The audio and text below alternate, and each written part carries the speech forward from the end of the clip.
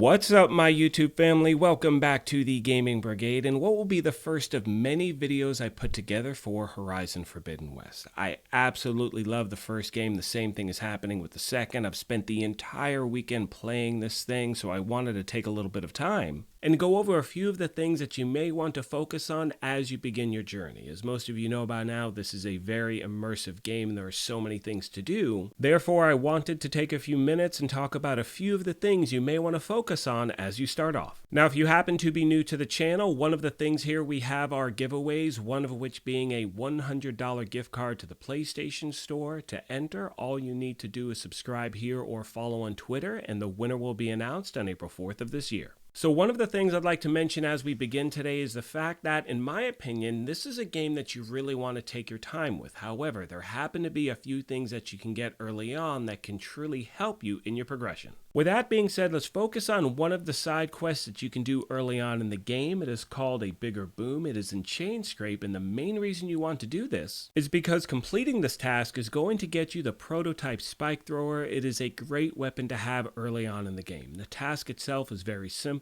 All you do is talk to the sisters. They send you to get some crafting items, and once you do that, you are good to go. The breakdown of the weapon reads as follows. Built by Delilah and Boomer, this weapon can launch explosive spikes that detonate after a short delay. And as you can see here by the footage, this weapon is incredibly powerful, especially when you're first starting off the game. Most of the enemies you're taking out with one hit, so again, it is definitely worth your time to pick this thing up as quick as you can.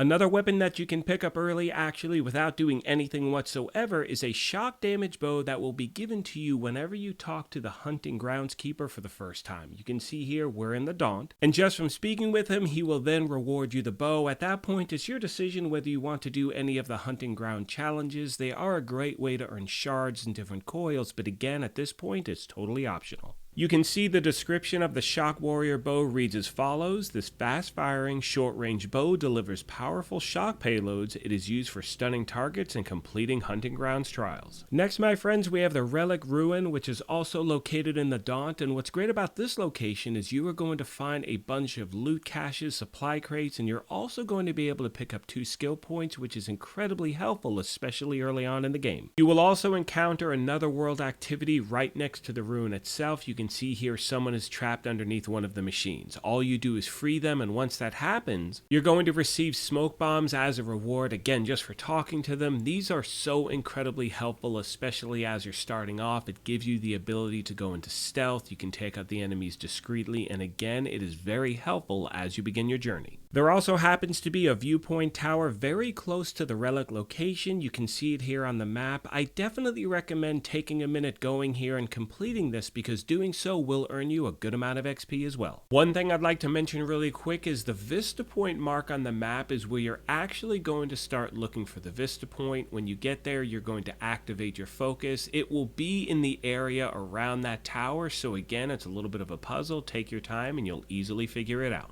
Now, the next 2 items are a little bit further along in the main storyline. However, I do recommend picking them up as soon as you have the opportunity. The first of which is the Nora Champion Armor. Now, in order to get that, you will need to complete the Embassy main quest, and then you will have access to the side quest, the Bristlebacks, which you can see here on the map. Now, I do not want to give away any spoilers at the channel. However, like I mentioned, completing this will unlock the Nora Champion Armor. You're also going to get 2 skill points for your time as well. And in regards to the armor, in my opinion, it's one of the best pieces of gear you can pick up early on in the game. Now, one thing you'll notice is that you will have access to the Bristleback side mission before you complete the Embassy main mission. However, you will find a roadblock, so once again, to be clear, you will need to have completed the Embassy main mission in full before you can fully complete the side mission, the Bristlebacks. The last piece of armor I'll be showing you today, my friends, is located in a bandit camp in the Eastern Lie. You can see it right here on the map. Again, it's a little bit further along as you begin the game. However, it is definitely worth your time stopping here. All you need to do is clear the camp itself, take out the main boss, and then the armor is yours.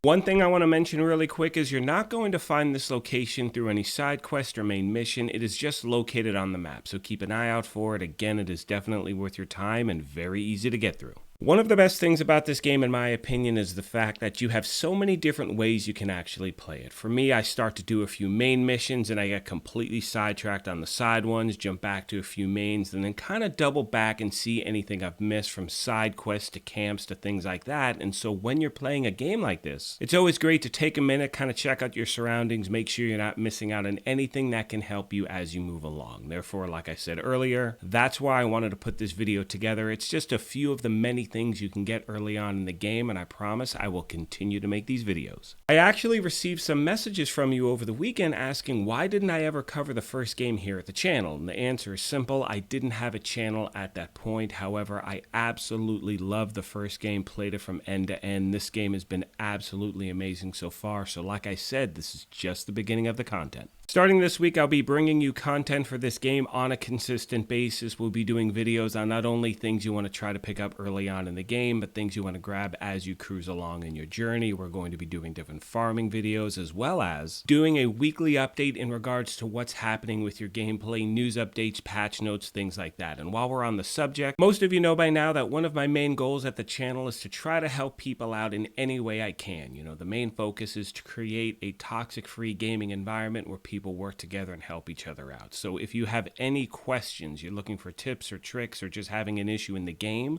please let me know in the comment section down below. On that note, I want to take a moment as always and thank you all for your amazing support of this channel. I cannot wait to just dive headfirst into this game. This is really only the second or third game I've ever covered at the channel. I am so happy you're here, and as promised, there is a lot of stuff to look forward to. Like I mentioned at the beginning of this thing, if you happen to be new here, feel free to hit that subscribe or join button. We would love for you to be a part of our gaming family. If you enjoyed this, you could hit that like button as well. But most importantly, take care of yourselves, be kind to each other, and we will talk to you soon. Thanks again, everyone. The power cell. Disconnected from the main power line. This should get that generator below the dish going.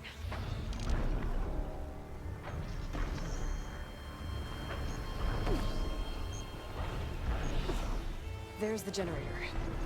Bet this power cell can get it running.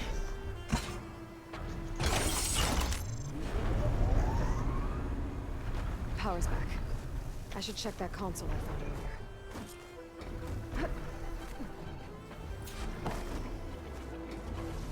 Let's see what this thing does.